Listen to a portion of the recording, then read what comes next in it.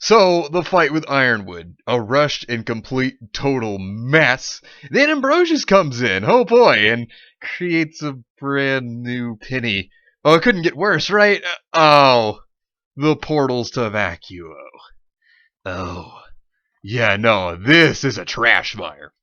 Hey, what is going on, everybody? How are you all doing today? I hope you all are having a wonderful and fantastic day today, and if not, hopefully you all will have it better tomorrow. RWBY Volume 8, Chapter 12. Oh, is this chapter just nothing but a complete entire disaster? You want to talk about a real mess? Oh, that's exactly what this chapter is. Let's just get into this. Let's just get into it. Okay, so first off, we all knew Ironwood was the main villain at this point, since Salem's basically been killed until she gets revived. So there was that. Okay, so how does that go? We'll get to that momentarily. But first, let's talk about Marrow and Winter. Of course, everybody knew that Winter was not really going to arrest Marrow. I think everybody saw that coming. Because, you know, redemption. Ugh. Oh, and also the forced humor, because, God, this was terrible. I mean, what did anybody expect here they were going to do that? But also, who did anybody else expect was going to be in this elevator? Because everybody knew it was going to be Winter and Marrow. I mean, they tried to lead it up as suspense for, you know, the scene with Crow and Rob and Hillary Clinton when they were at the elevator. I mean, everybody knew it was going to be Winter and Marrow, because everybody knew Winter was not going to arrest Marrow. I mean, it was way too obvious. I mean, seriously. Oh, it was so... Oh, it's so bad, but it gets worse from there, because Winter contacts Weiss, which you could see on her scroll that she was contacting Weiss. So, oh man, who could she have contacted? Everybody knew who it was. And they have a plan to try to take down Ironwood, as well as trying to ensure that the nuke doesn't get sent to Mantle and destroy it. So, I'm going to go into why in just a bit, that this going to Mantle or not going to Mantle, it doesn't matter. You know, honestly, if the nuke was there, it still wouldn't matter, and I'll get into why. And of course, you have Rob and Hillary Clinton and Crow who take care of this problem so the nuke doesn't go to Mantle, which, like I said, you'll see why it's pointless in a moment. But also, we have the scene where apparently you have Penny, in quotations, who is flying in, which it actually turns out that this was not Penny at all, that this was actually Emerald in her semblance, which apparently she now knows how to fly, as well as with her illusions mask the sound of ships? What? Wait, what? So she flies in there disguised as Penny, okay? And anybody could say, well, she could have disguised the ship. No, she couldn't have, because it shows Penny, which is actually Emerald, flying in there, and then the ship. She would have had to walk down from there in all that time. Which, yeah, no, it's just immediately Penny. So I don't know how this even happened, how this even worked. This was absolutely ridiculous. Like, that doesn't make any sense. It's so bad. That doesn't work. Apparently, Emerald has learned how to fly somehow. Alright, sure. Yeah, well, get this. It gets worse, because she's basically there to just kick Ironwood's weapon away, and then throughout the rest of the fight, she does absolutely nothing. She is irrelevant. Doesn't use her illusions on Ironwood, nothing. No trying to fight back, nothing. Like, no, just make sure the weapon's stolen, and then just uses an illusion to mask herself so that Ironwood can't find her. And then it's just basically one big barrage of one character jumping in to do one thing, the next character does the next. It's very bland, it's very boring, and it's just terrible. Like, this is just abysmal. You have the scene with Oscar, who basically does the old animation again, like he has with his staff, like Ozpin would do. And then Nora, like, okay, when Nora is up there just levitating and Ironwood notices this, and you have Winter, who's the one that's making her float, you know what the thing he does is, he just looks at Winter with just a grit of the teeth, like he's angry, and then what happens? Instead of dodging, he takes the hit. No, I'm not kidding. He could have dodged this, and instead he just goes, oh, I'll stand here and let Nora hit me with the hammer. Like, how stupid can you be? Why would you let someone willingly hit you with the hammer? I don't understand this. It was so bad.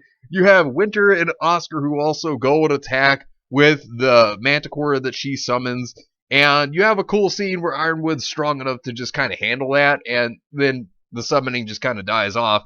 But he just kind of gets pummeled. Like, the only thing that really happens to Ironwood is he just kind of gets the beat down here. You have Winter then just shoot ice shards at him because apparently she's a Pokemon now and she has priority.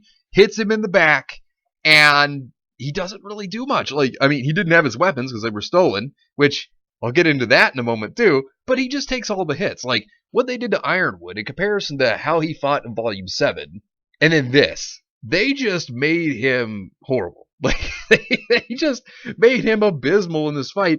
And to top this off, this fight is only 55 seconds long. Yes, 55 seconds. I'm not even kidding. That's it. Yeah, so much for this. Oh, and Winter getting the final slash in there. Like, this is like an anime cliche that goes on with swordsmen all the time. And it's like they took this from Virgil from Devil May Cry, is what it looks like they took this from. I'm serious. This slash scene, you have her come in, she takes the blade, and it doesn't even make contact with Ironwood, by the way. Keep a note, if you look at the animation slowly, it doesn't even hit him.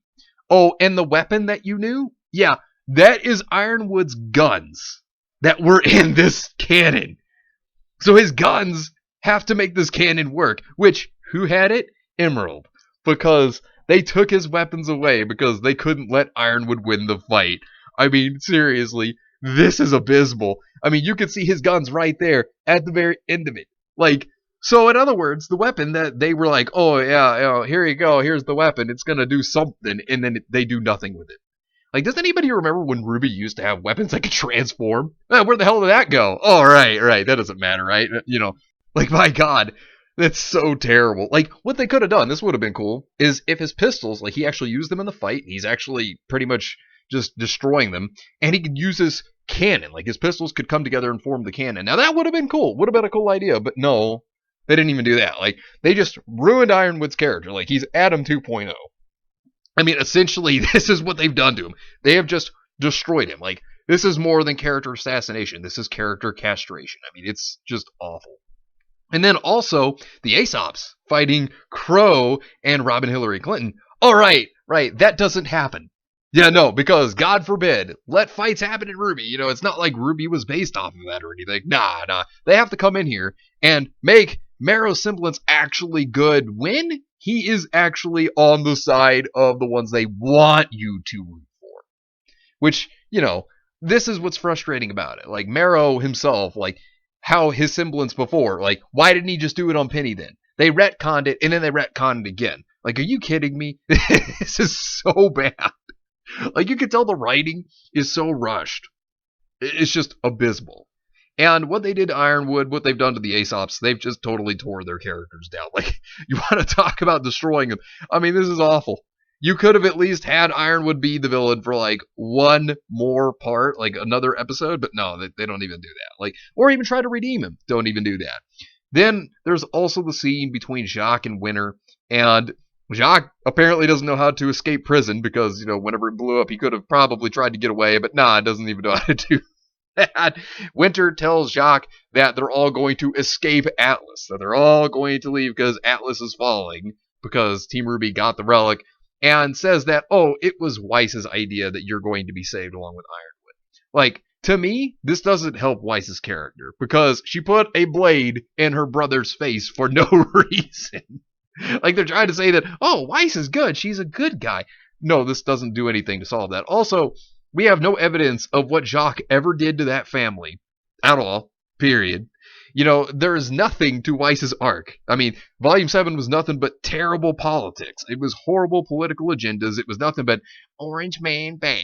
It was a terrible, terrible volume. And then this volume is just worse. And they could have had something to Weiss's character or backstory growth. Doesn't even do it. Also, if you notice the scene when Team RWBY goes in, because we got to talk about them next, because we'll talk about abysmal. They fly in to Atlas from some unknown area. No, seriously, go watch the scene. They fly into Atlas when they were at the Schnee Manor. How in the world did they go from the Schnee Manor, which is on what? Atlas. How do they go from that to just fly from wherever else they are? The Schnee Manor's on Atlas. That doesn't make any sense. Also, if you notice in the scene, the whale is still sitting there. So, there's also that. You can see the tail of the whale. It's still there. Like, it's still just kind of sitting there. But yeah, just saying. But I want to also notice this scene as well, because when you see RWBY use her semblance to grab everybody, see, everybody's being grabbed in the scene to be taken to the relic, right? There is an animation error here, because if you notice, you'll see right here, she's going from the doorway, and you got to pay close attention to this. She goes from the doorway, okay, and this is how rushed this is. Like, this is how bad this is. She's going from the doorway, so when she's going from the doorway to the relic, look at this. Notice something about that doorway? Penny is there. Despite the fact that RWBY grabbed Penny with her symbols along with everybody else to get to the relic.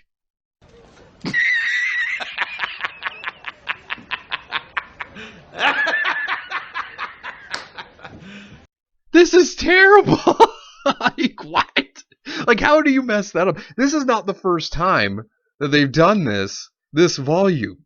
Like, the animation has been so rushed here, and I'm just like, how do you mess this up? Like, that is so bad. Like, it's like the scene where Jean was there behind Oscar in chapter 10, and then the next thing you know, it's just gone.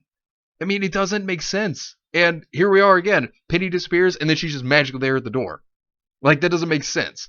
So then they go, they grab the relic, and then that's when they have the relic, the spirit, come out of it, which his name is Ambrosius. And how he works is, when you create something, right, you have to give him details on how to do it. Like, you have to have schematics or something to show him how to create it. And when he creates something that he creates yet again after that, the thing that he created first will be destroyed. Okay? Keep that in mind. It will always be destroyed. That is the rule of how this works. Well, get ready, because I'm about to perform some mental gymnastics here, because this scene is so confusing for many people, and I'm going to break down how badly written this is and how terribly this doesn't work. So first, RWBY tells Ambrosius to create a brand new Penny using her original parts with the virus so that the body can be there, because if they don't use the original parts, then when the new body is created and then something else is created after that, Penny will die, because whatever Ambrosius creates will be destroyed. So they decide to use the original parts to create a brand new Penny, right? Now, this is where it gets insane. So while you have this in mind, and also the rule of whatever he creates, well, whatever is new will stay, the old creation gets destroyed. Okay. So he is talking about how he questions what will be left, what will remain, what will be his original artistry, as well as what would be different from Pietro's, what is going to really exist of what was the original Penny. So this is what happens, okay? I shit you not. This is exactly how this works, and this is bad. This is so bad. This is so rushed in terms of the writing, okay? So Ambrosius decides, okay, well, I'm going to do exactly what they ask. And what he does is he uses his magic to create a brand new body, a brand new Penny that is human, out of robot parts that have the virus in them. Okay, keep that in mind. The original body, he used those parts to create a brand new Penny that somehow turns into being human. Okay? Somehow turns into being human. And this scene was shown to me, which I was like, what? So apparently what the body's actually made of, it's not even made of the robot parts. It's made of aura, apparently. Because when the robot Penny is dying, she watches the original Penny, and she sees of the new body that the original Penny is in now, it's made of aura, apparently. It's all aura. It doesn't make sense. How do you take robot parts and create a body made of aura? This doesn't make any sense. This makes zero sense, because they would have to take the original parts, right, to create the new Penny, but yet they cheat and go into making this brand new Penny body with the old parts that contain the virus so that Penny can stay. But apparently it now creates her as a human somehow. And, like, what the hell is this? Like, this doesn't work. This doesn't work at all. Like, you cannot create aura out of robot parts. Like, this doesn't make any sense. All RWBY says is, get creative. Because that's the only way that Ambrosius apparently comes up with the idea to do this. And then the next thing you know, it's just made of aura. What is this? What is this? And also, she's made of the robot parts of the virus, okay? So, you would think that maybe there could still be something wrong there, but yet, this doesn't make sense how she's human. Except for being created out of aura, apparently. Like, this makes zero, and I mean 0 sense. 0! This is how bad the writing is. This is how bad the writing. This is so abysmal.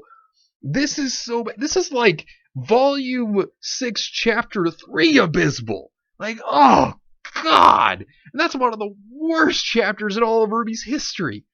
But also, they summon Ambrosius again, because they're going to make portals to leave Mantle and Atlas to save the people to take them to Vacuo. Okay? And then he says, well, I'm going to need schematics or something to show me how to basically distort space and time to make these portals. And guess what? Oh, lo and behold, they use schematics of Atlas. They use the scene from the delivery, like the She delivery, like where they send things. There's that. They use the military base of Atlas. They use all of Atlas, basically, to just show, hey, look, this is how you can do it. Because apparently that somehow allows them to distort space and time to be able to create portals. What? What? So then, get this. This shouldn't be a thing, okay? Because also, they've stolen this from Star Wars Rebels. This is how uncreative this is. This is a scene basically from Star Wars Rebels. Tell me how this is different at all from Star Wars Rebels when they have the whole, like, time thing, like where they can go through time. How is this any different from that? Like, how is this any different? Like, they took this. This is how uncreative they are. This is how creatively bankrupt they all are. It's so bad. I mean, this is terrible. And it's so convenient. This should not exist. This should not be a thing.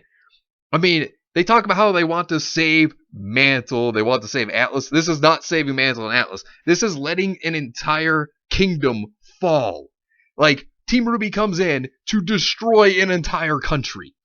You think Salem's the villain? You think Cinder's the villain? You think Neo, Watts, Hazel, before Hazel was redeemed, you think they're villains? No. They didn't even destroy an entire country.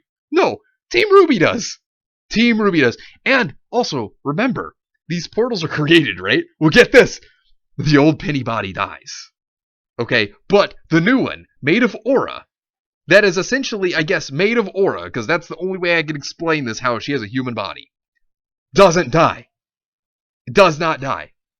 This makes zero sense. You would think that this would destroy the new Penny, because she's got a brand new body that's a human body now, because it's not the exact same robot body. And they go so far as to fix an android that Pietro could have fixed. And as much as I hate his character, like, he could have fixed her. Do you see how this is so bad? This is so terrible. Like, what is this? Like, what is this monstrosity? What is this nightmare of a chapter? This is horrible. This is abysmal. This is so terrible. And they're basically willing to just let an entire country fall. Just letting an entire country fall. Like, all of it. The whole entire kingdom. Team RWBY, they are terrorists. The protagonist characters have come to ruin an entire country. I mean, this is how horrible it is. And they think they're saving people when they're taking them from their homes. And they're going to be homeless. They're going to have nothing. Nothing. Atlas and Mantle will be completely homeless. I mean, seriously, this is abysmal writing. This is writing at its worst. This is horrible. And Weiss, let me also say this. Weiss, this is the country she's from. And she's willing to destroy it. She's willing to destroy her own country for these portals to just take everybody to Vacuo. Because that's how convenient it is. That's how rushed they are to get to the next part. To leave Atlas. This is atrocious. This writing is so rushed. It's so bad. It's so uncreative. Also, I want to bring up one more thing. How is Atlas floating then? Because they would have had to create something to make Atlas float, right?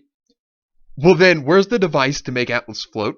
Because they said that the gravity dust are just keeping it in place so that it doesn't like fall faster, doesn't just immediately fall. So, what is it that's keeping it floating this whole time? Because they said the Staff of Creation was what made it float. Well then, what did they make to make it float? Because they have to have something to make it float. They would have had to have something to be created to make it float. So then, why is it falling? This doesn't make any sense. This is so bad. This doesn't make any sense. This makes zero sense. Zero sense. Also, Cinder's doing her greatest Emperor Palpatine impression, but also, if you notice, she's gonna be the final villain for the volume, probably, again, unless they're gonna just let her go into Vacuo. Like, they're doing a Volume 5 all over again. This is what this is. This is how bad this is. This is how horrible the writing is. That Cinder is the main villain at the end again. I mean, I love Cinder, don't get me wrong, but her writing is horrible. She's awful. She's awful. I mean, like, why? Why are, like, oh my lord, this is so bad. This is, this is absolutely awful. Oh, this is so bad. What is this catastrophe? It's so horrible. Overall, this chapter is one of the worst in RWBY's history. Oh, like, okay, first off, you get rid of Salem halfway through the volume, just have Ironwood be the villain, which made no sense. The whole nuke on Mantle, what's the point if you're just going to let Atlas drop and destroy Mantle? What's the point? Why? What's the point? It doesn't matter. It's all going to go anyways. So what's the point in caring about what Ironwood was going to do? They're going to take all the people through these convenient portals, and they're all going to go to Vacuo and just be homeless. They're going to let an entire country fall. Its culture, its history, hundreds of years of history, and they're just going to let it all fall. They're going to just destroy it all. I mean, this is terrible. Like, Team RWBY comes in, and they just make everything worse. They've just destroyed an entire country is basically what's going to happen. They're going to destroy an entire kingdom. Like, these are not the good guys. You cannot tell me these are protagonists. These are not protagonists. They brought the destruction of an entire country, of an entire kingdom. Its culture, its history. They're going to destroy it all. I mean, this is terrible, right? Like, even Salem and Cinder didn't do this much damage. This is how abysmal the writing is. You're not watching the protagonist here. Team RWBY are the antagonists. They are the villains of the story. They are evil. And they did this all to ensure that Penny could be fixed when they basically just made Pietro a useless character, which he basically already was, but they made him more useless than he already was. Like, that's how awful it is. Like, that's just terrible. Like, they destroyed that character's entire role because he was supposed to be there for Penny because that was his creation, right? And now she's no longer a robot, so what role does he have to play? Nothing. Like, they've destroyed his entire role. And now you have, like, characters like Cinder, who's going to be the final villain of the volume because they took care of Ironwood, because they had to just completely castrate his character. Not just assassinate Ironwood's character, no, castrate him. Like, they have ruined him. They ruined Ironwood in 55 seconds for a fight. 55 seconds. That's how long the fight is. It is exactly 55 seconds. That is so terrible. When they could have made him be the villain for like 2, maybe 3 episodes, and then they just do this. I mean, this is awful. This is atrocious, man. I mean, oh, oh god, it's so bad. Meryl also just his semblance working just because they take away the whole idea of a fight. Like, oh, it's so bad. And Ambrosius just breaking the rules because RWBY doesn't even give him an idea. It just says, be creative. And then they just create a human body for Penny. Like, what is this? What is this Trashfire? What is this complete disaster? Oh, man, like, oh. And the portals. Just the portals. Just, it's all a mess. Like, this entire volume is just a complete apocalypse. It is horrible. Oh, and this is what happens when you have hack activist writers who come in there. They're going to push their politics. They're going to ruin what people once beloved and enjoyed. And that's exactly what they're doing. They're continuing to destroy this series. And this chapter is nothing more than just one big dumpster fire. It is a complete mess. But anyways, Let me know what you think about this chapter down below. Subscribe to the channel if you are new here, and make sure you were still subscribed because YouTube is unsubscribing people from all their favorite channels, so make sure you were still subscribed to all your favorite channels. Hit the video with a like, and also be sure to share the video on social media, spread the word, and get it out there. It's greatly appreciated, and it really helps out the channel a lot. Also, be sure to follow me on Discord. We have a wonderful community there. Not only that, but it will keep you up to date on when the news videos will be released, as well as any other upcoming events in the near future. So be sure to follow me on Discord. The link is in the description down below. But anyways, I hope you all have yourselves a wonderful and fantastic day today. And remember, if today was not a good day, tomorrow could always be better. Take care of yourselves and everyone around you. And have yourselves a good one out there, everybody.